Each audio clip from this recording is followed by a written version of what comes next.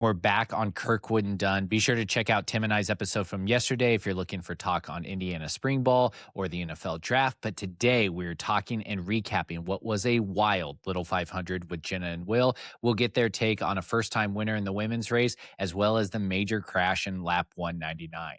Be sure to like and subscribe on YouTube, Spotify, or Apple Podcasts. And you can follow us on our social media channels on TikTok, X, and Instagram at Kirkwood and Dunn. This Sunday, we have the Villains Draft with College Football with Sam. You will not want to miss a great draft where we talk about college football villains all across the board. Make sure that you're hitting that subscribe button and notify me on YouTube as it premieres at 3 p.m. on Sunday, May 3rd. I hope you enjoy that one. Let's go.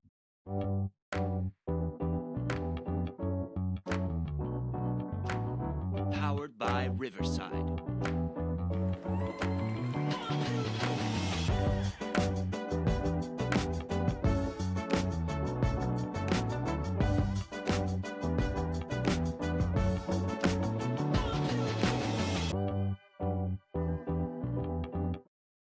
That was a wild weekend. And a lot of different, we're not going to talk about all the things outside of the Little 500. We're going to stick to the Little 500 being a wild weekend. But have you guys recovered from going back and watching those two races and hanging out? And then there is a champion on this podcast right now as well with Jenna. Have you guys recovered? Personally, no. I had a lot of fun at the bars this weekend, obviously. But then in terms of just how awesome the women's race turnout was for a team that I was a part of was amazing. It was AKO's first time winning in history. So I think I'm probably going to be riding that high for a very, very, very long time. Probably till I have my first child. That's like the number one thing I've got going for me right now. That's what Chloe said earlier. And I'm like, you know what? You're right. Well, you kind of adopted your first child over the weekend, or like the last time we talked. Like we record a podcast, all of a sudden you have a new dog. So like, congratulations. Yes, I do. He's downstairs, or else I'd show you guys. But thanks, yeah. Yeah, that's pretty awesome. Will, you're quiet. Have you recovered? I recovered, but as a biased AKO supporter all through college and continuing on afterwards, I also had a fantastic weekend, and they were my pick, so it was a double win for me. I had a couple of people point out that I need to probably diversify the people that I have on here, since you both picked AKO and you both picked SIGEP to win in those win in the men's and women's Little 500. But you know, it's all right. I love your guys' takes. The people love your guys' takes. We had a lot of people asking for the recap show. We finally got to have the recap show, so we have plenty to talk about today. And we're going to run through. And so for the listeners, we're going to kind of talk about the men's race first, and then we'll transition and talk about the women's race. We're going to flip-flop them as we go through it, just from some scheduling. And Will's got to maybe go to a work dinner or something. So he might have to bounce a little bit early. So we're going to talk about the men's race first. Folks, I think it's the first time since 2014 that we finished on a yellow. I think BKB actually was the last team to win on a yellow in 2014, which is kind of wild. But overall, here's what we're going to do, because I want to talk about the crash. That's what everyone's talking about online. I have a clip of the crash. So those who don't know what I'm referring to, if you haven't, if you're listening to the Little 500 episode, you don't know what I'm talking to about, I'll be surprised. But we'll relive the crash and we'll get these two riders' breakdown of it. But let's first talk about the race as a whole and your all's reaction to it. It was a beautiful day in Bloomington, like in 80 some odd degrees, just an absolutely gorgeous day for the 75th anniversary. Jenna, I'm going to go to you first, because you talked a lot about on last pod about how the men's race can be somewhat boring at times. And I'll be honest, that was one of the slower races that we've had in a few years. And just strategy, what happened and why was no one scared? Or why was everyone scared about going and pushing it? That race went over 3 hours long. Yeah, it was a really long race. I think in terms of why it lasted so long, part of me wonders too, like, I feel like people tend to move fast with track conditions too. It was hot, it was dry out there. People are maybe taking a little bit more caution, except for obviously the end of the race. Maybe there was a little less caution than could have been needed. But nonetheless, I think it also just like every year, sometimes, especially, I mean, there were, I think, 13 teams on lead lap towards the end, There right? was, So yep. obviously you have a lot of really solid teams too. And when I feel like, at least from my standpoint, when you have a lot of solid teams like that, you're kind of waiting to see who's going to jump first, who's going to make the first move, because sometimes it's easier to capitalize on someone else's move than make your own. But that's also just my perspective on that. But that's why I think, and obviously I always say, I think the Mets race is boring. I'll have to show you guys a picture. Grace took a picture of me. I'm leaning on the railing with my head down. Like it's like lap 75. Yeah. And like from lap 75 to probably lap 150, I was like, oh my goodness, this is getting long. It was still a fun race to watch though. It was. Obviously, I love watching the men race. Like they go so fast and their pack riding is so tight in the men's race. And I always think that it's really amazing to watch. But I do agree. The pace was a little bit slower this year than it has been in years past. Well, we talked about on the preview episode about SAE's strategy the last couple of years. And the strategy has really been focused on pushing hard. Like, and like, did SAE go too hard in the last 2 years and like try to push the pack, and then they got caught eventually because they went too early. They weren't being patient. All the stuff that we've talked about a lot with SAE. SAE, in my line of visibility, did a pretty decent job of not doing that, not making the same mistakes. I believe Matthew Noss, who was on lap 199 on the bike, he only ran like 10 to 12 laps in the race in general. He had pretty fresh legs. They did a good job of keeping their sprinter. So like SAE decides, okay, I'm going to be super disciplined and patient. And the whole field just is slow because of that. Why did no team take advantage of the slow pack and try to push it and get it going? Is this the new normal of the little 500? I think it's a combination of a couple of things. You made a good point about SAE, but to be frank, I think it was more in, my watching of the race. I think everybody was kind of looking at two teams and two teams were looking at each other. So I think if you go back and look at the race, what happened in the first, I would say 50 laps was probably something you would expect to see happen towards the last 50 laps of the race, right? You had everybody looking, I think it was Judah Thompson in for cutters pretty early on in the race, which, maybe some teams expected to see that, maybe some didn't. But he actually, I think, was off the front for probably, I want to say 10 or 15 laps during his first set of the race, probably at like lap 15 or so, which I think at that point you had the field looking at each other, everybody trying to figure out or understand what Cutter's play was going to be, for the remaining 175 laps of the race. And then from that point on, just looking at the way different teams, kind of towards the front chose to ride, it was very clear that Cutters didn't want to ride Sigep's wheel. Sigep wanted to sit on Cutter's wheel probably for the entirety of the race. And from that standpoint, when you have two of the top teams, probably most people's 1-2 looking at each other, to say who's going to make the first move, who's going to do X, Y, or Z, it slows down the race, in my opinion, especially given that those two teams, it seemed like after that first move, were kind of content to, wait until the back half of the race to kind of let everything fly again. But, at the same time, I think there were plenty of moments in the race where it was hard. Nobody wanted to let each other out. Everybody was conscious of who was on the bike for Cutters, for Sigep, for BKB, for SAE. But it's hard to really put your finger on why it was slow for so long. But I think, as you got towards the end of the race, BKB at one point did try and put a couple of riders off the front. They did some +1s, +2s where, the pack just didn't want to let them go. And they were right to do that. But it was a very long game of the top teams marking each other. And I think when everybody's looking at two teams to kind of make the first move and neither of them really does in that middle, 150 laps of the race, that's kind of the outcome that you end up with. But I wouldn't say by any means that the race was easy. When you were in there, it was actually a lot hotter probably than people anticipated. Even a 75-degree sunny day on the track you're going to want ice packs in the pit, everything to try and keep the riders cool. So it was a tough day for sure. Like Jenna said, the track was dusty. That does a lot to slow down the race that you can't really quantify. But in the end, I think everybody wanted to get to lap 180, 175 or so with pretty fresh legs. And, it seemed like after Cutters tried what I think was an early move, that they were pretty content to put their best rider out there and try and let him win in the sprint. Okay, so and to your point, like I was at a vantage point where I could see turn 3. You had a lot of back wheels in turn 3, like sliding out. It was that type of dust and dryness in each turn. And turn 3, historically on Little 500 race day, is pretty bad just because that's the traffic area. That's where it'll dry out faster in those situations in that turn. And so, like you saw that, and we saw a couple crashes in turn 3 as well.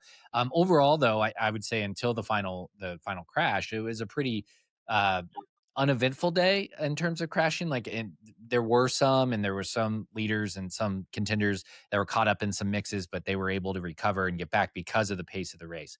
So let's play Monday morning quarterback. Let's look at it from a standpoint of, all right, we are coaching a team that is a contender, maybe not the best team in the race, but at least a contender, that we have guys that either can be there on the final sprint or got a long distance rider that could really push the pack. How would you have coached differently to make the race turn out in a different way in advantage of your team? Either one of you can answer, but like, how would you have coached it differently for guys like me, never been in a race, don't know race strategy? How would you look at it differently?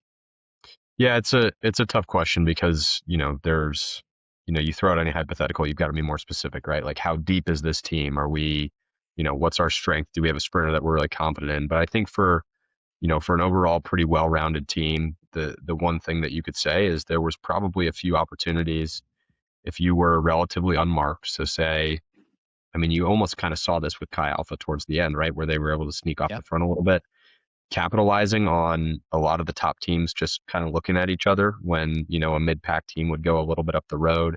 I think Sigma Nu actually got up the road at one point too, towards the back end of the race, middle back end of the race. So it's hard to say. And again, Monday morning quarterback is a fun game for all of us to play. But I think for a contender, in the way that the race ran, it's going to be really, really hard to get off the front because everybody's kind of looking at you. Nobody wants to give you an inch. But I think for those, kind of, I would say mid-pack or, those teams that we're likely going to place between, 6th and 12th, like capitalizing on an opportunity like Chi Alpha and Nu tried to do is, one of the better plays, in my opinion.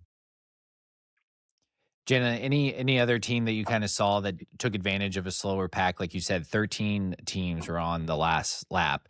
And inevitably in this type of race, I'm not blaming the crash on the 13 teams in the last lap, but you make it more risky having that many teams on trying to be on the inside line because they're all trying to win. That there are chances of what we saw in 199. And so looking back, what would you potentially have done differently to make sure that maybe you dropped some people on that last lap that maybe were kept around because of the slower pace? Yeah, I think one thing, and sorry, I've also still have my voice a little bit gone from No, we're the weekend. that thing's gonna hold on. We believe throughout the race. It's holding on. But I just wait, hold on. Repeat the question one more time. I got distracted by my voice, but No, just it's basically like I'm just trying to figure out, like, as a novice, like Will's saying, like Monday morning quarterback, you can look at it. Well, we're doing a podcast. That's what we're trying to yeah. do, and there's a Mhm. lot of people listening to this that saw what happened in the last lap, and will have very strong opinions. We'll talk about the crash and what happened, but the reality is having that many teams on the last lap is you increase the chances of things to happen, what Yeah. what actually happened. Mhm. And so if you are a mid team or like a team that could win the race, maybe not Cutters or BKB or any of these teams that we all were like they are favorites, what could you have done potentially differently to try to get less teams on that final pack, make it a little bit there? Would you have pushed the race a little bit more early on, and what lap would that have been on? I do think sometimes when you're in those situations, it almost is a little bit safer to start pushing the race, especially if you know that you're not going to be the final sprinter or you know what riders aren't going to be your final sprinter. you have your sprinter, you save your backup sprinter, but then the last two kind of start pushing the pace or encouraging each other to push the pace. Because when packs get that big, it does get really, really dangerous really quick, especially when you have back wheels fishtailing everywhere and things like that. I think it can get messy really fast. So I think, if I'm going to be quite honest, I always think, and maybe this is just mainly in perspective from the women's race, but heating things up, at least for the men's race, it'd be probably around lap 170, 175. You start stringing out the rest of the teams. You kind of do ITTs a little bit longer, a little more than an ITT. Then you finally head off to your final sprinter once things are strung out. And then the final pack tends to like congregate together, if that makes any sense. Because most teams, by the time they get strung out, the final pack slows down a little bit and then they really start to speed up. Even though I know everyone slows down, but by lap like 197, you're starting to pick up pace just because you're realizing you only have 3 laps left, so it's time to make it count.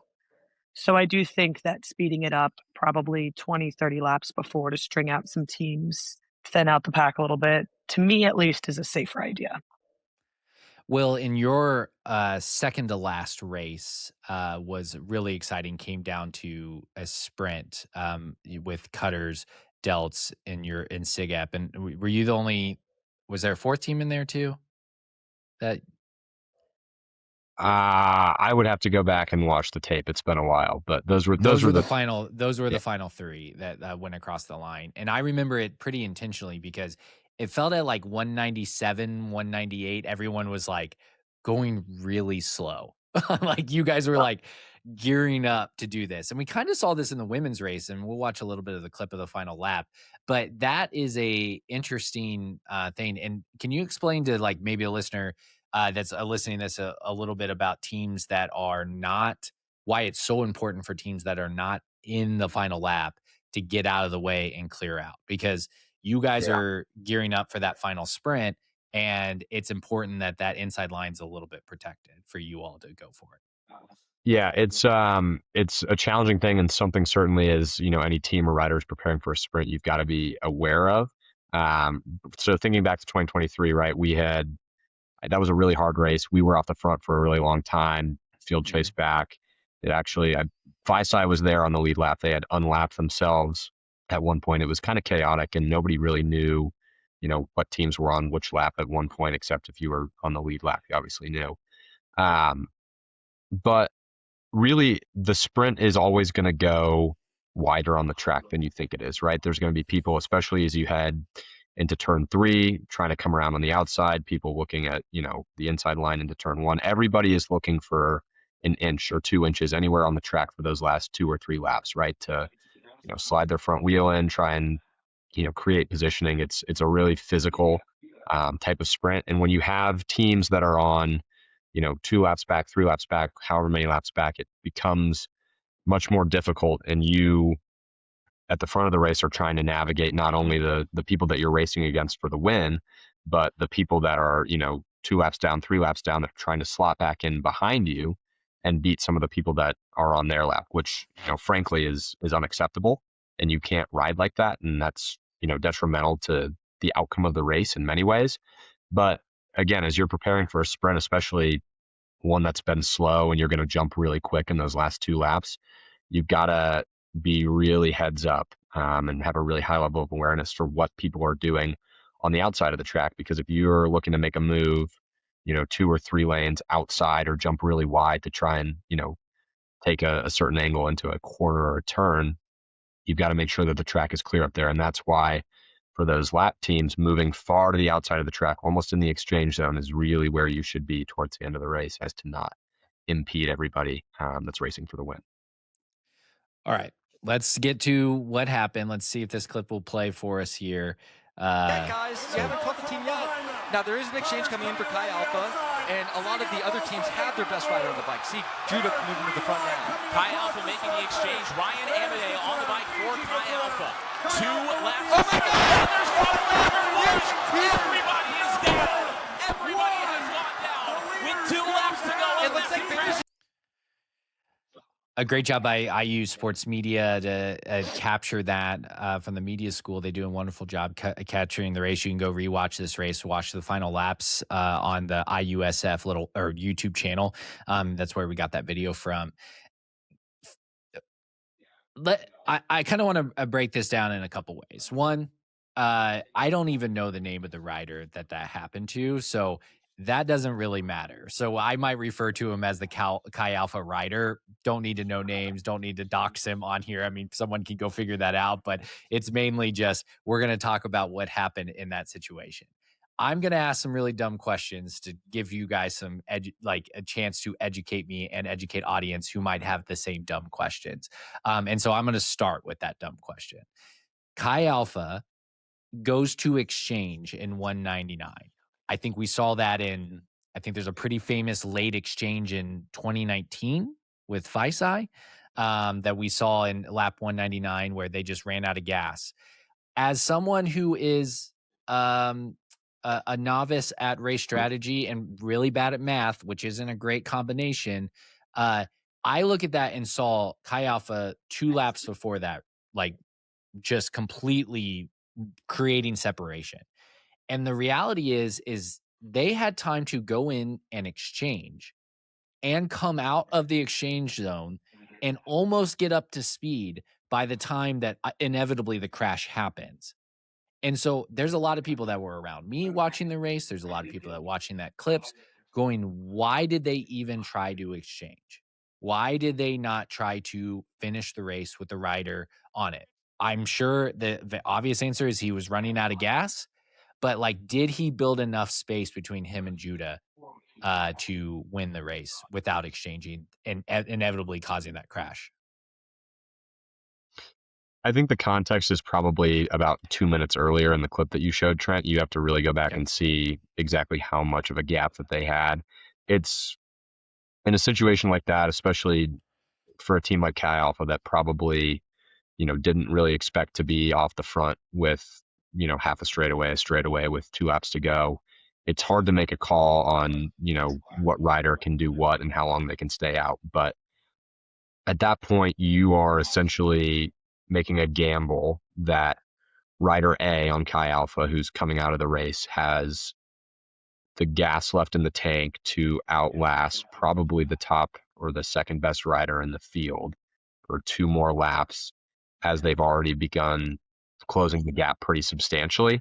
I think when you look at that potential outcome versus trying to put in a fresh rider and hoping that they can exchange quick enough to get out and keep some semblance of a lead, I think at that point, if I'm in Chi Alpha's pit, I'm probably saying, our odds here don't look as good as we'd like them to look. It was a great move. Obviously, getting off at that point is tough, but you're kind of weighing your chances to win the race, leaving a rider on the bike or trying to bring a bike into the pit and get somebody fresh out there. I think the only thing I would have done differently, other than obviously not causing the crash, was doing a single bike. I think if you're navigating a situation like that off the front and you've got such a tight gap and that all the best riders in the race are, chasing as hard as they can with 2 laps to go. Again, with the riders and who was fresh, everybody's in the pit looking at each other like who's got 2 more laps to give. It's hard. But again, I think that's where saving those, whatever it is, 2.5 to 4.5 seconds doing a single bike exchange is probably worth, the potential of not doing it well. Well, I'm glad you said that because I want to make sure people realize that what Will's talking about. He's talking about a single bike exchange, which means the bike that the rider is on, exchanging that bike with a single bike exchange move instead of 2 bikes, which takes a little bit, just slightly longer. But this is a race of seconds, so like those seconds are pretty crucial. And so that's, I believe, what Will is talking about, the single and double. Jenna, let's talk about the move itself. Obviously, you're coming out. Chi Alpha's whole goal is to get back into the race and hopefully still be in the lead by the time that they get out. And you get that one track mind, I'm sure, as a rider. So from a rider's perspective, I'm going to safely say the Chi Alpha rider, as long as there's no angle that I've ever seen that Judah swerved into him, the Cutters rider. So like Judah's on the inside line. He's the lead pack.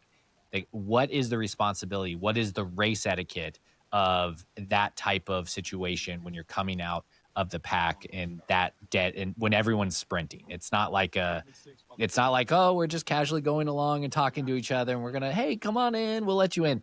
Everyone's going for it. What is the etiquette in that situation?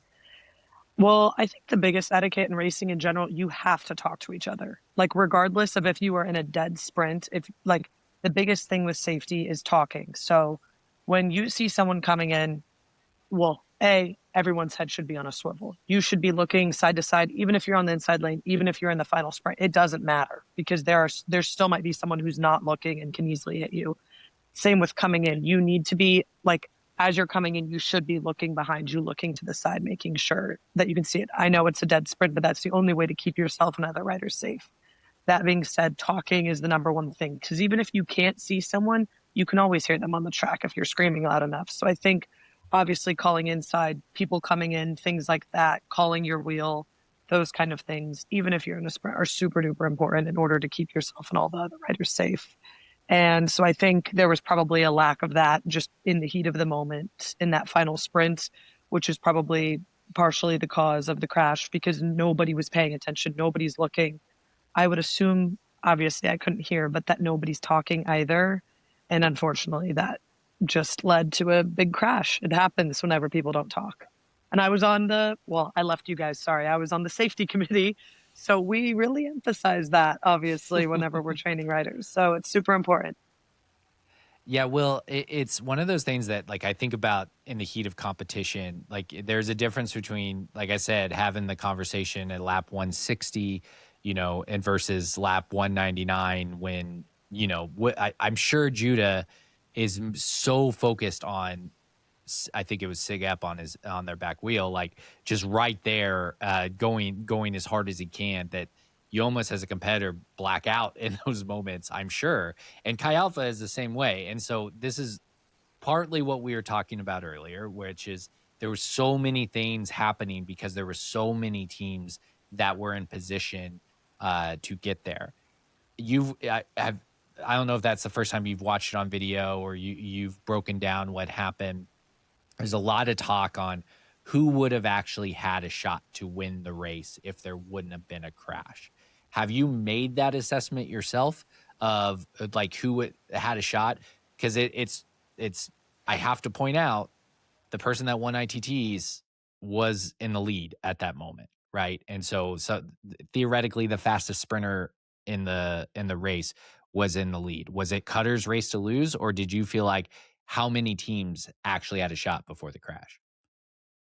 I think there were probably, in my opinion, maybe 3 teams that could have won the race before the crash. It's, we can hypothesize all night about what would have happened. That's what we're here for. Unfortunately, it's something that we'll never know the answer to. But I think given there's kind of 2 things, right? Matthew, I believe if you look at the video, it was Judah, and then on Judah's wheel was Alex Hamilton on Sig Ep, and then it was Matthew Noss, third wheel. And I think with how hot it was leading up to the crash, there's a low likelihood that anybody would have chosen to slow it down going into the white flag. So my assumption is that the race would have stayed really hot, which again is why I think nobody is coming back in that situation from probably more than 3 wheels back. And credit to SAE, they kept their sprinter really fresh. So that's probably really the only reason that I'm giving SAE a chance, is because of how fresh I think it was Matthew on the bike was. Yeah, Matthew Noss, yeah. So I think any further back than that, with how fast the race is, you're not going to have the ability to move up and get around one person, let alone 2 people, to find your way to the front of the race. I really do, at the end of the day, think the race would have been between Alex and Judah. And it would have been a really interesting sprint to watch play out, because I think, Judah spent a lot of time off the front towards the end of the race. Yeah, he's the ITT champion. He's the Miss Now champion. That's all great. But at the end of the day, he spent more time in the wind, I think, than Alex did, and had a few more laps in his legs. So it's really, in my opinion, between those 2 teams. I don't know exactly what would have happened. I think it would have been probably one of the more entertaining finishes we've had in quite a long time in the Little 5, which is disappointing that we didn't get to see it play out. But I think, at the end of the day, it probably would have been a millisecond at the line between cutters and SIGEP one way or another. So, Jenna, when we look at this at the end of the day, let's talk. You talking about you were on the safety committee, and there's been a lot of heat towards the rules of the Little 500. And may I remind you that Howdy Wilcox Jr., the man, the myth, the legend at the Wilcox House, who started the Little 500 with students back in 1951, chose to do the Indy 500 rules.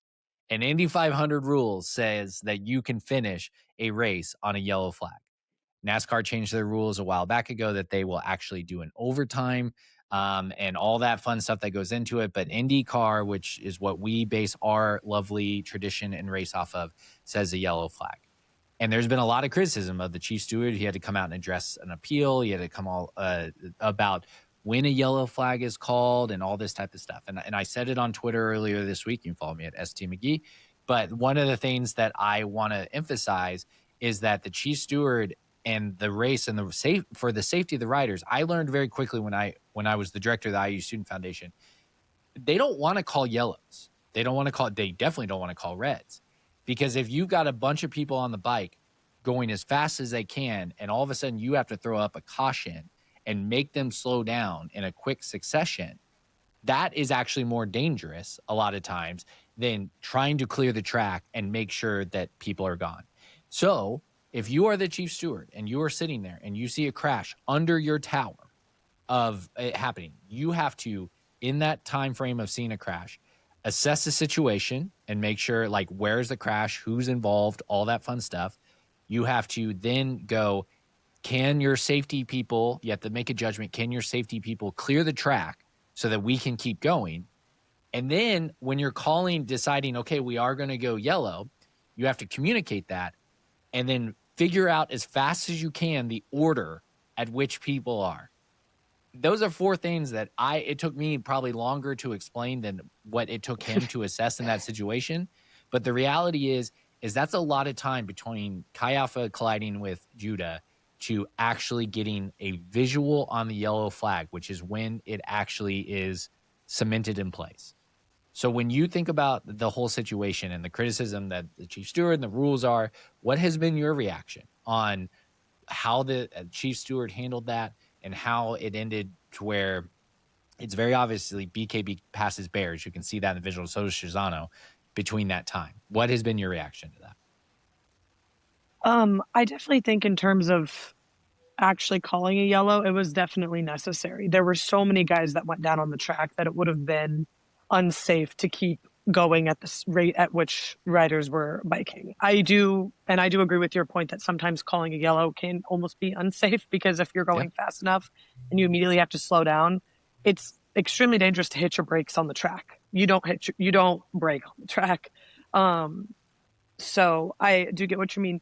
And I've been toying with this for a while. If I wish the rules would change a little bit, but after talking to some people, and because it does stink that we finished under yellow at the end of the day, it makes racing a lot less fun whenever you don't get to see the final sprint, when you're always thinking, what if, who could it have been, especially with 13 teams on the lead lap. I mean, anything could have happened, quite frankly. But at the end of the day, I do think that I have to stand with the rules. That's what makes Little Five. That's what makes racing. And that's just how it goes sometimes. And in that case, this was for the safety of a lot of riders, which, yes, it is an extremely unfortunate ending, but it's the way things ended. And you can point fingers and blame everyone, but at the end of the day, we follow the rules in the rule book, and that's how we keep the track safe. And obviously that doesn't always appeal to fans, doesn't appeal to a lot of riders. And it definitely doesn't appeal to alumni like myself, because I'm like, damn, I would have loved to see all this giant pack take off during lap 199. But that was the decision that was called, and we have to deal with it, basically, which is a little less fun. But well, I'm all for throwing out anything to do with the Indy 500 and just going with our own route. But like, even me thinking about how would I evolve the rules to be able to end that, it's almost impossible in my mind, and go with my line of thinking, and then you can rip it up because Will loves to do that, is like, if you stop the race or you throw a yellow flag and add laps at the end, no matter what, it's going to take away any sort of advantage that was in real time. I think we kind of saw that in the women's race where RideOn had a pretty substantial lead, and the yellow flag, like you can't, the seconds between 1 and 2 don't get accounted for in the yellow flag. It just is 1 and 2. And so like if 1 is here and 2 is here, and then you scrunch it together, then the advantage that 1 has is completely erased. And so if you look at it and go, okay, now we're going to let everyone get back on their bikes and get in the place. And of course, like BKB would be first and Shizano Bears, and then it would go all the way down to, Sig Ep being 8th or 9th or whatever. Like it still will scrunch it to where it makes it really difficult on a restart. If you do 4 warm-up laps and go and say you got 1 lap, because that's what it would have been, because it was on the 199th lap, you got 1 lap to sprint. It doesn't, it's artificial. It's not a real, it's quals. Like it's not real. Yeah. So like, Will, like is there any sort of solution if you could be the rule czar and change things to get us to where we would have had a competitive ending? To be frank, I haven't really thought about it.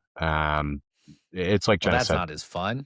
Yeah. No, I'm sorry. I'm going to give you a lame answer, but like part of the attraction of this race, I think, even as a fan, like when you see something like that happen, it's obviously disappointing, but you could kind of play devil's advocate to say like that's incredibly entertaining. Obviously, you don't ever want to see anybody crash or anything like that happen, but like that's what makes Little Five so unique, right? Is you can have a situation like that, and that's bike racing in general, right? Like people crash in final sprints on the World Tour constantly. Like it happens, and it changes the outcome of races. And for better or worse, it's I think it's really unfortunate for all the riders that give their year and their 4 years and whatever it might be to trying to win this race. But at the end of the day, you have to be comfortable knowing that whatever outcome it is that you end up with on the track on race day, that's the nature of the race that we run. And I think we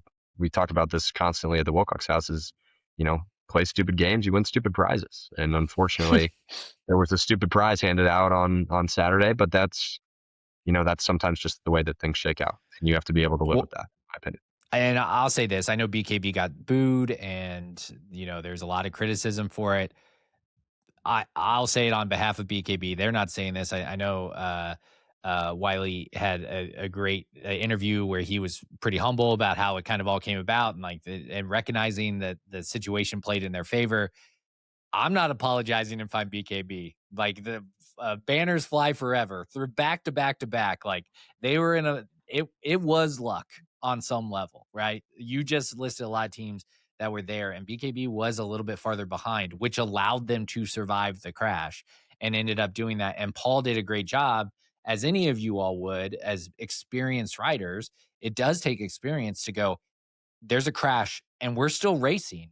I've got to go. Like he didn't react to the crash. He reacted to, I got to keep moving as fast as I can, and to put him in a position to win. And so BKB wins again, and they got a target on their back. And that happens. We've seen runs before where I think like there was a slogan of anyone but cutters back in like the 2010s because they won so many races. Like it's going to be anyone but BKB next year. Like people are rooting for that. And if I'm BKB, their coach, their riders coming back, I welcome it. Welcome the arrows that I'm getting from people as I go for back to back to back to back. So congratulations to them. Last thing on the men's race before we talk about an amazing women's race. What did you all learn from this race that you would apply to next year? Or is every little 500 so unique, there's not much you can take away? Well, yeah, anything? There's always something that you can take away from a race, right? But specific to this one, it's hard to say without knowing what the real outcome was, right? Because in my opinion, that's very clearly not the way that the race should have or would have ended. So I think at least, if I was coaching a team, it would be increase your comfort level with, the uncontrollables. Because at the end of the day, like that was for everybody pretty much except one person, right? That was a pretty much uncontrollable outcome. So you have to be confident that, can control what you can control. And at the end of the day, the race is, like we said, going to throw things at you that you can't expect. So it's hard to take away a lot of really good learnings from a race that ends that way, in my opinion. Yeah, and I think you could say you learn something new about a race every year, but I'm kind of the opinion that every race is completely different from the last. And so, but that's the beauty of Little 500. Every single race is completely unpredictable. You never know what's going to happen until you're on the track biking or you're in the stands watching. And that's what makes the race so exciting. That's why people keep coming back every year. That's why people keep biking, because I think in a way that unpredictability is what makes it so exciting. It makes everyone a little bit uncomfortable, but I think people enjoy that discomfort because it does mean anything's possible. I mean, you saw people place, Cinzano, Bears, Beta Sig, all Yep. of them who, like, at least I'm assuming they were thinking they had no chance at podium or anywhere near that. I mean, I saw Ben McEwen from Beta Sig and he was like, this is the highest we've ever placed. They were so excited. And so while maybe that wasn't going to be the race outcome, if there was a crash, the excitement that it does give to some other riders still is at least great to me. Like, it's just great to see guys that also worked really hard feel that excitement and recognition that maybe they wouldn't have received otherwise. So Yeah, shout out to them as well.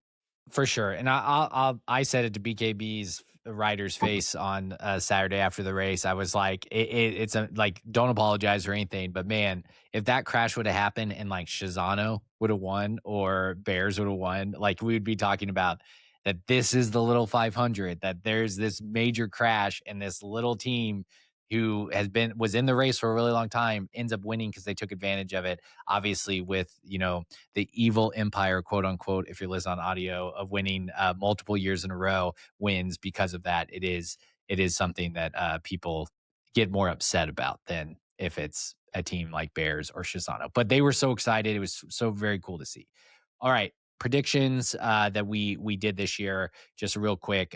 Congrats to Will. Delta Todd Delta won the Dixie Highway, our lovely award that we have in our race that allows people to win an award for quals position to final position. So good on him. I picked Black Key Bulls, and I also said Beta Sig would get fourth, and they got fourth. So am I the smartest predictor of the race, more than Ben McEwen's model predictor? I think so. I think that's what that means. And so obviously Sigep and Cutters, who these two, I'm just making sure we point this out now before we talk about the women's predictions.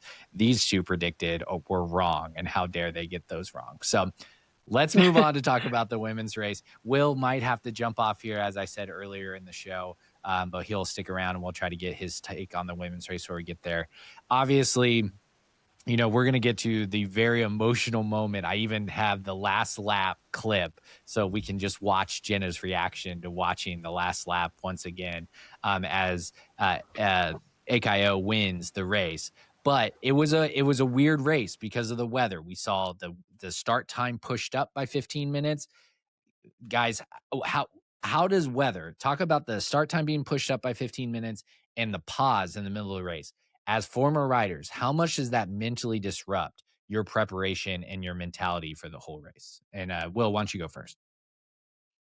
I mean, I think, and Jenna can probably comment more on how AKO handled this, but I think really smart teams and really well-prepared teams are going to know that everything's on the table, right? You're looking at the forecast. You've got riders aren't necessarily that concerned about it, but you've got the coaching staff, you've got the alumni, you've got everybody that's supporting, understanding that, okay, they're moving the race up. That's probably being done for a reason. There probably is some kind of, whether you can check the radar, you're anticipating maybe a shortened race. You're anticipating something hitting the fan, in the back half. So I think for me, it's, you get the riders ready to go, obviously moving a timeline up. Hopefully at that point, the team is pretty loose. They're just ready to go. 15 minutes doesn't make a big difference either way, right? Like you're ready to go race your bike. The sooner it gets there, the better. Like everybody's excited to do it.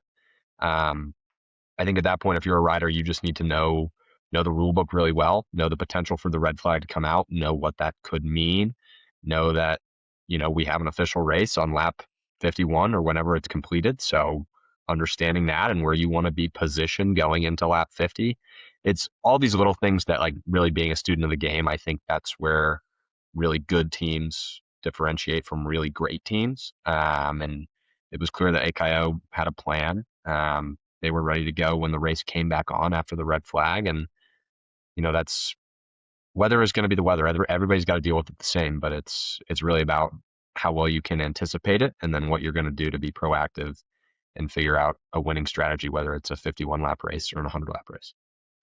Jenna, going into the weather delay, RideOn was in first place. Do you know of any of the top teams, the ones that were expected to be towards the top, were they trying to make sure that they were on the lead lap and RideOn just pushed it because they were hoping? I mean, if I'm RideOn, again, BKB, don't apologize. If we have a weather delay and they call the race and they won, it's not a Mickey Mouse championship. You won that race, right? So, Yeah. was there discussion from these top teams about, we don't know when they might call it, when there will be a lightning strike, so we need to push early? Because it looked like everyone else was like Theta and all these top teams that were there at the end eventually, right before the weather delay, were pretty good with sitting in and letting teams like RideOn, and I think Novus was also pushing the envelope a little bit. hmm Yeah, I think a big thing with that, and also I do want to say I was really impressed by RideOn. I mean, they took off Same. and they were locked in while they were going, which was really impressive. So kudos to them. But yeah, it definitely was a discussion that we had, because once we're approaching lap 51, we're like, okay, weather clouds over in the corner are not looking great, so this could be race. I think it did take a second, though, if I'm going to be completely honest, for a lot of teams to realize that RideOn was off the front. And I think that goes back to us talking about the men's teams. All the top teams are staring at each other. And while RideOn was definitely up there, they're not sitting in the top three, at least in terms of spring series and things like that. So I think, AKO is looking at Theta, and then they're also looking at Teeter, and we're staring back and forth at each other. Zana keeps kind of pulling ahead a little bit, so then we're watching them too. So I also think RideOn wasn't necessarily at the top of anyone's list or radar or whatever you want to call it, at least. And so they start pulling ahead, and it honestly took a beat. It probably took a lap or two for us to realize, because we're tracking the front of the race, see RideOn, the orange helmets at the front. And I was like, oh my goodness, that's the lead right now. And so we're all screaming at each other, like trying to get everyone. We're like, you need to tell Theta, Teeter, and everyone that they're lead right now. You guys got to go. So I think it was kind of the moment of realization that RideOn was ahead when the flag hit that we were going in. So there was a moment of panic before we found out that we were going to be able to return, for sure. But it definitely was a really smart move on their part. I mean, they were ready. And Carl, it's pretty that's very impressive racing strategy, honestly. I mean, it's smart. And I mean, if they would have won, they would have gotten all their flowers, because that's smart racing, and racing smart is how you win. So yeah. The team in the brightest orange helmets was the one that everyone lost track of. That snuck away somehow. No, but I mean, good on them. So I got asked a lot about when I was up there. It's so funny. You guys would be so impressed with me. Everyone comes up and asks me questions when I'm sitting in up in the Tardy Center, because they're like, that guy used to help run the Low 500. I'm sure he knows something, and I just really talk out my ass as much as possible. And people are like, oh man, that's some good race knowledge that guy has. But really, I'm just regurgitating things you've told me, former race directors have told me, like all that type of stuff. But I got asked a lot about, what do you do during that delay? I know during like spring series and stuff, people will find bathrooms and like the bike shed and like get on wheels and just like keep spinning and trying their best to stay loose. How do you know? I mean, Jenna, you probably know better than anyone. But what did the ladies do to stay loose during that time and recoup while there was a good 30+ minute delay? I think a big thing is just not getting in your head too much about how long you're sitting around doing nothing. I mean, your mentality is what's going to kill you in the end, because you've trained for so long that taking like a 15-minute break between sets is really not going to be that big of a deal, as long as you're somewhat warm. But it's the mental game that you have to play with yourself, especially when you're just sitting there waiting. I know, for example, our girls like brought extra snacks, and they were just having a little granola bar, chugging some water. Heck yeah. Just talking to each other through things, like praising each other too, I think is a big thing too, like letting each other know how well that they've done, which I'm assuming a lot of other teams do, just because so many teams are so close. But just like being really positive about things and knowing that you're going to get back out there and then starting to think of a plan. Because when you're walking back out on the track with a plan ready to go, it makes you feel a lot more confident because you're thinking, I know what I'm going to do. I know how I'm going to do it. Everyone else knows what they're going to do and how they're going to do it. So we've got this. And I think that's what a lot of teams do. It's reassuring, even if obviously those plans never work out because racing is unpredictable. But I think it's really good for your mental. It keeps you grounded. It keeps you ready to go. And it keeps the nerves from getting to you. Yeah. It was one of the cleaner races we've seen in terms of crashes and stuff. There wasn't major disruptions. I'd heard I called a few people just to get more insight. There was some botched exchanges and stuff like that, but there overall wasn't a very disruptive crash in the race, which is awesome to see. I was going to ask Will a question, but he jumped off real quick. He's back. He's back. Just a sneeze. Okay. No, it's all good. You can sneeze on camera. It's all right. You know, everyone likes to see the human nature of Will. You come back, you have 37 laps. It's a 37 lap race at that point. And obviously there's probably some tightness and all that stuff. Not everyone's super fresh, but you have 37 laps. I joked with somebody as I was walking up to the Tardy Center during the rain delay. I was like, man, I hope Jenna and Will watch the first laps of this race because I missed a lot of it, you know, seeing people talking a lot and getting ready. Luckily, I locked in for the last 37 and they were electric. Like Novus I know lap 90 because I like texted somebody. I'm like, Novus is like going for it. Like they were being aggressive. And we had talked about losing Dorothy. Like, did they have a shot? And I wasn't giving them enough credit for how much they were doing it. Will, what was your reaction to those final 37 laps leading up to the last one where we saw an amazing finish?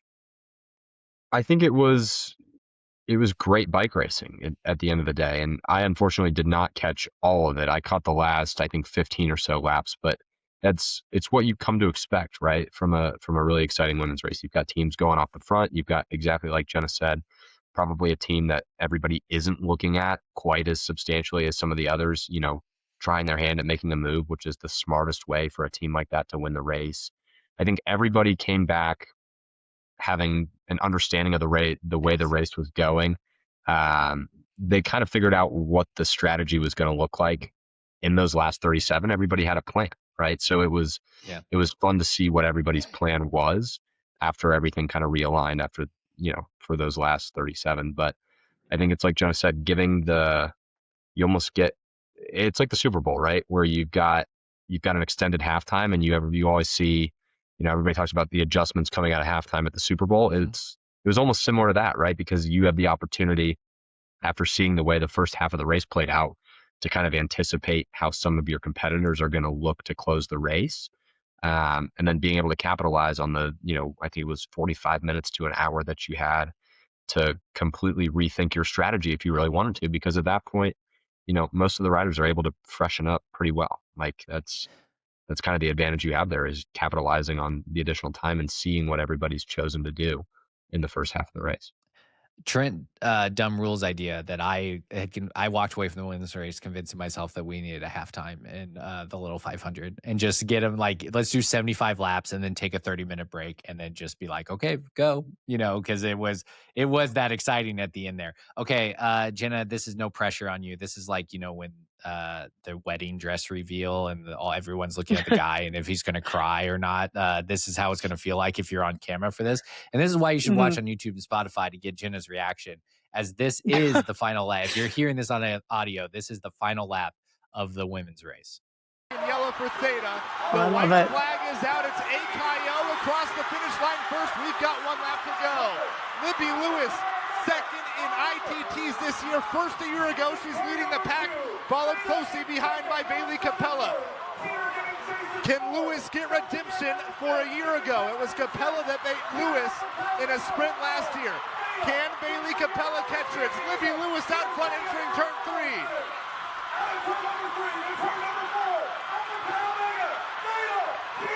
Out of turn 4, it's Libby Lewis. She's gonna do it. They've been so close for so long. So perfect. I got chills all over again. Just listen to it. That's probably the 11th time I've watched the last the last lap.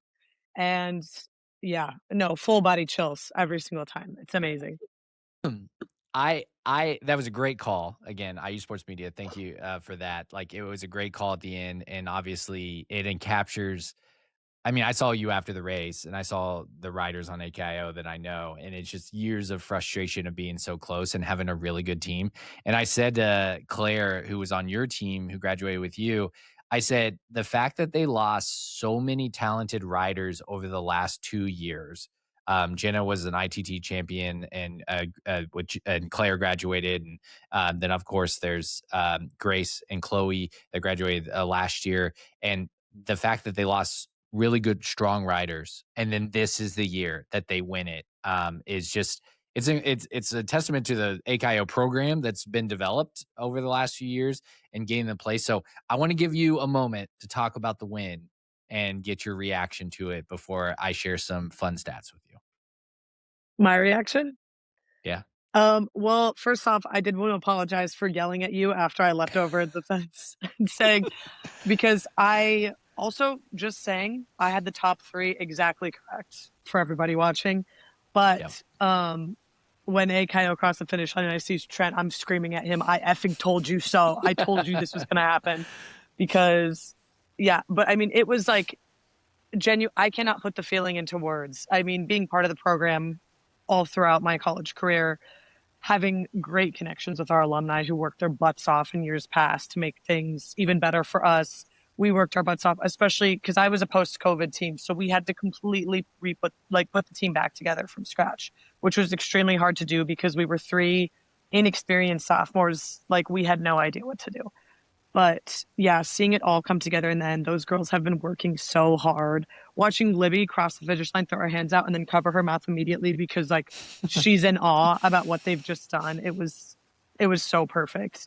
And it's been a long time coming. So I'm so incredibly grateful to have been part of the team and to continue to be part of the team. And I'm so, so proud of those girls. And while I'm up here on this soapbox, I do have to give the biggest shout out to Dave Harstad ever. He is the best coach and best man you'll ever meet. He has put in 15 years of work with AKIO for this first win. And like, I cannot tell you guys how much time he has dedicated to his riders and how much he truly cares. I mean, you will, and I understand this in biased opinion, you will never, ever, ever in a better coach in Little Five history. He is amazing. And I feel like seeing this win really reflects how great of a coach he is. So yeah, I love my girls and Dave. Yeah, I'm really proud of you all and keeping with it and building that team. I remember having great conversations with you about building your team back and getting people to sign up for cycling when it maybe wasn't as cool as it used to be, and then seeing like this type of outcome is great. Will, I want to throw a stat at you and get your reaction to this. So Libby Lewis, who won the race or crossed the finish line for AKIO, one of the fastest riders we've seen in a couple of years. It was a really fast track. One of the things about the rain is it can make that track really fast. She had a lap time on that final lap of 32.5 is what I'm reading here, was the last lap, which is obviously incredible. But catch this. Layla Faraday had a final lap of 32.1 for Teeter. The fastest lap for the men's side was Connor Furlong at 32.1 when he was burning. Like, it was a fast day for the ladies out there. And shout out Layla. Like, she passed, because they got second, to Jenna's point. She predicted the order. She passed Theta in that turn 3. You can see on turn 2, she's in 4th by a decent margin and almost gets to a place to have a shot to win it. Obviously, Libby closes the door as they come around to that last turn. What's your reaction to those times and kind of that final lap? And like I said, I know you might have to go here, so if you want to give your final word on the women's race. Yeah, I think lap times are lap times, right? It's all kind of relevant to the day that you get and the way that the track is. But it's really cool, I think, to see the women riding so fast. It's awesome. Yeah, my kind of final thoughts, because I do have to go, Trent, and I appreciate it. But my opinion, you talked about Layla closing a gap, and maybe if she was closer to the front heading into 1, she's got a better chance. But you can kind of watch Libby ride that last lap, and it's pretty clear that the way that I think it was Bailey Capella on the bike for Theta, never really made it to her wheel before hitting turn 3. It was going to be really hard, regardless of who that rider was, second wheel through the entire last lap, to come around her. I think the Spring Series results showed it. She showed it all race. There was nobody that was really, if she made it to, turn 1 and first, there was nobody that was going to be able to come around her and find some way to jump around her, whether that was on the backstretch coming out of turn 4, finding a different line. It was, I think, all the kudos to the AKO team. I don't actually really have a good idea of how many laps she had to ride in the race before that, but they kept her safe all day. They clearly kept her warm and in the right mental headspace through the red flag and through the middle of the race. And I think she knew how she wanted to win, right? She got to race last year. She'd experienced it once. And I think when you have somebody that's that motivated and that talented and you put them together, it's a really, really hard thing to beat, either on the men's or women's side. So it was, like I said at the beginning, I'm a huge AKO fan. So my smile probably wasn't quite as big as Jenna, but it was pretty big. And, those girls deserve every ounce of that win. So I'm super happy for them. So am I the curse in the women's race? You don't want me picking you, since last year I think we all picked AKO. We weren't wrong. We were just early on the selection. So this year you both kept to your standards, your stick to your guns type thing, and eventually it paid off for you with an AKO win. Jenna, when we look at the future, first of all, its name escapes me. I don't have a roster of names in front of me, but there was one particular rider for AKO that, of course, we know about Libby and what she's been able to accomplish.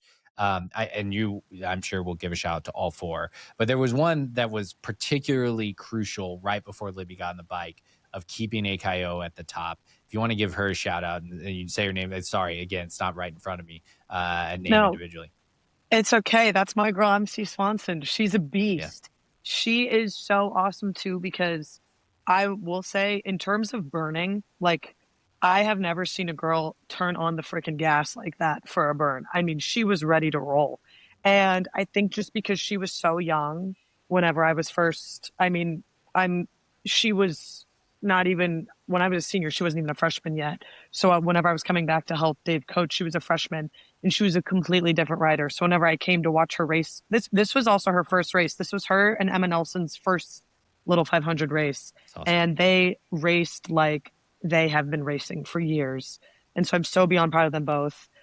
We have our senior Ellie, who did amazing. I'm so proud of her as well. But MC is the one who gave Libby that monster burn at the end. I did not know. I told her, I was like, MC, I did not know that you had that in you. And she does these crazy burns. She was so nervous going out to ride in her first Little 5. And after her first set, I was like, how are you feeling? And she turns around to me and she goes, that was actually really fun. She was ready to get back out there again. That's awesome. Which goes back to my original point, just talking about how the most important part of the race is having fun, because our girls were having fun the whole time. They're kind of joking around in the pit still, smiling with each other. And I think that that's really important. It puts things in perspective.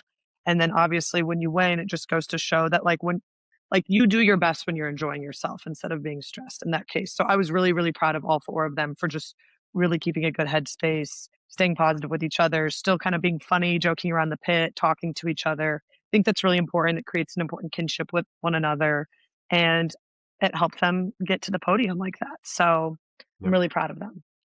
That's awesome. I think it'd only be fair to play a little Monday morning quarterback with the women's race too, because if you're Teeter looking for your third straight, Theta looking for your third straight, Teeter looking to get onto the podium when they've had really strong teams for multiple years in a row, and then obviously Zana's looking to get back into their winning ways. DG trying to a little bit rebuild from losing a lot of seniors a couple of years ago and trying to get back into a good spot as well. If you're any of those teams, what would you have done differently to make sure that you're there? Or did they all do it right and Libby Lewis just won the race on the last lap? Yeah, I think it's a combination of the two, right? I think coming out of the red flag, everybody's got a new plan. I'm sure all those teams that you mentioned had some kind of new idea or, thesis on what they wanted to do to win the race. But I think at the end of the day, it was the field trying to find their way off the front, knowing that Libby was going to be the likely winner in the event of a sprint.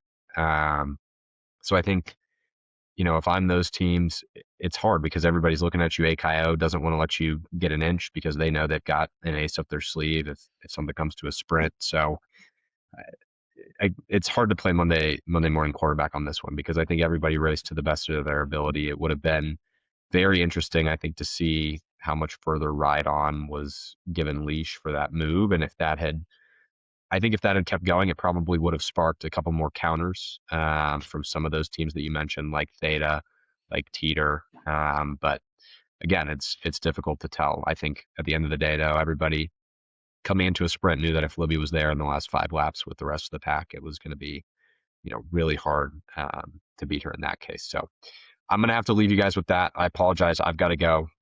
Trent, Jenna, it's always a pleasure. I appreciate We'll see you next year, Will. I appreciate the platform, and yeah, I'll see you next year. I will. Maybe I'll get the men's race right next year. That's the goal. All right, Jenna. Now we get to talk about Will. As I know. He signed Let's up talk here. Yeah. shit. Okay.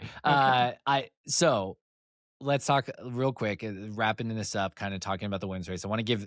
Obviously, I don't want to rush our conversation on the women's race. I want to give them their due because it was a phenomenal race. I mean, it's really hard to have an incident like happened in the men's race and not that be a big dominant part of the conversation. Kind of overshadows the women's race, even though it was an incredible ending to the race. So I'll ask the same question I asked to Will, and if you can, it's always good as someone who is on the team, the program that helps coach, talks about strategy and stuff, always to know what's a good way to beat you guys. I'm not asking you that, but like if you're Theta and you're waking up today and thinking about what happened last Friday, what would you potentially have done differently? Yeah, I think with Will, that's just another tough question to answer because the thing is, like the end of the race, and obviously our win aside, the race could not have was a beautiful ending. If I'm going to be completely honest, I mean, you've got like a giant pack sprinting to the end. Everybody's riding safe. Everybody's watching each other. It's kind of exactly what you envision when you think Little 500 in terms of finishing. I do agree. I mean, Libby is one of the most determined individuals I've ever met. She is ready to roll. And I mean, she's incredible, obviously. But one thing about her is that she is encouraged and motivated by the riders around her. And so the thing is, when she's ready to go and she sees everyone else ready to go, she's going for it. And quite frankly, maybe there's no way to stop Libby Lewis. And I'm not just saying that because I'm an AKO and I personally don't think that there's any way to stop her. But I mean, well, we talked about this with like Judah. Like it's if he was on the lead lap, who actually had a shot to win in that race? And Libby's in that category. And now, if Layla we talked about it, if they had been closer to the top with some of her times in the spring, had a good shot at it. But yeah, like you give Libby that much room between other people, and she had a solid team that allowed her to save her legs. She got time to recover. RideOn came back to the pack after the weather delay.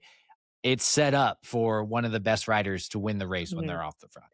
Yeah, I mean, Libby Lewis knows how to bring the hammer down at the end of the day, and that's exactly what she did. I mean, she was ready to do it, and that's exactly what she did. And that is in no way dissing any of the other teams because the other teams were great. Teeter was so strong. Theta was so strong. So was Zana. I mean, Sigma Kappa and RideOn and all of them did phenomenal in the race as well. I was really happy to see, especially with RideOn's like pulling ahead.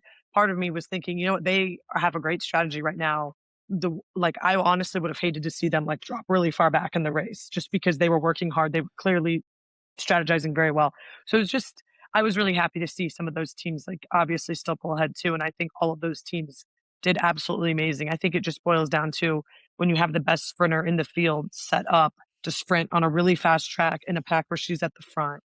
It's almost just one of those things where it's kind of the almost inevitable end, if I'm going to be honest. Well, I mean, I think that, Theta, the two prior years, Bailey Capella was on the last bike or last lap on the bike. She crossed the finish line for them to win it. The fact that Libby got to a place where she was a part of that team that beat them, right? And knocked off Theta. Theta's a great program. And it's one of those that you can't write a storybook for how AKO got to this place and be in a position to win with that particular rider, with that against those teams, to be there. And it's the magic of the little 500. It's the narratives hmm that are so cool. That reason why, like, yeah, I don't know Libby like I did you when you were a rider because I was more hmm involved, but like it still is something that will give me chills when I watch that final lap because I'm watching it with not only the AKO riders that I know, like yourself and Claire and Grace and Chloe and all those folks, but also like the alumni that I worked with at the foundation. Like shout out Betsy Feeney. Like she's one of my faves and a good friend of mine, and she was there and behind you all cheering really hard, wanting to see that the final win, and they got it, and it represents a whole thing. It's one of the best parts of the race, whether it's for a sorority or fraternity team with all that backing, all that history, or an independent team like Melanzana, who has so many alumni that come back and experience that. And that's why we get to get on here and have an hour and 10-minute podcast to Yeah. talk about this wonderful, awesome race that we get to watch. So next year, AKO returns 3 of their riders. Yes. So We early lose our senior favorites. Ellie, but they Yeah. are, at least in my opinion, obviously. I told you, I do not believe in jinxing. I believe in speaking things into existence. So I think whenever I say they're going to win, Yeah. I did this year. I spoke into existence exactly what happened. So Yeah. that's all I'm saying. I'm And not saying if I'm you psychic, but I might be, you know? and if you think about it, Zana's last rider, she graduates. Theta's last rider, she's graduating. And also Teeter's last rider is graduating. So the 4 top teams in the final lap, only one returns their rider, and that's Libby Lewis, who ended up winning the race. So yeah, I mean, I think I'll lead off the 2027 podcast with how is AKO? They've been wanting to be on the mountaintop for so long, and now they're there, and now they have a target on their back. And I know. everyone's going to be watching them and gunning them. It's going to be as much as you all downplayed Theta and downplayed BKBs, like, oh, like once you get out there, it doesn't matter. The reality is, you also in the recap show talked about every team is watching those teams to make sure seeing what they're doing. And there's no doubt that when, the folks in the AKO jerseys, the yellow jerseys next year, which is pretty cool, Jenna. The I yellow know, first time jerseys, ever. yeah, it's awesome. You get on the So bike, awesome. everyone's gonna be looking and watching and seeing what hmm they do. So I mean, it's time to start training all these other teams. Yeah. It's ready to go. Jenna, obviously, I always appreciate connecting this time of year. Will had to jump off early because he's got work things to do. You've probably got study things to do to get going. Jenna, I appreciate you doing this. Any final thoughts on this year's little 500? Both Um, races? I mean, nothing crazy. It's just, I mean, I stand by it. It's the best college weekend in America. And the reason it Yeah. is, I know everybody talks about the partying and everything like that, which obviously I love partaking in. But at the end of the day, I feel like watching these riders grow, watching them go on the track, and then watching all the spectators, all the students at IU come together and cheer for these teams. Yeah. It's this insane sense of community that I really don't think that you can find anywhere else. I'm telling people at school, they asked me where I was this weekend. I was like, I was at the Little 500. They're like, oh, I've heard of that, blah, blah, blah. I'm like, I don't think you guys understand. Yeah. This is a historic event. Yeah. This is my Super Bowl. This is better than any. I mean, I was telling people this is my favorite holiday. I like this better. When I start working as a physician and I get to choose what holidays I take off, I will literally work on like Christmas before I have to work on the Little 5 weekends. And I'm going to stand by that right now.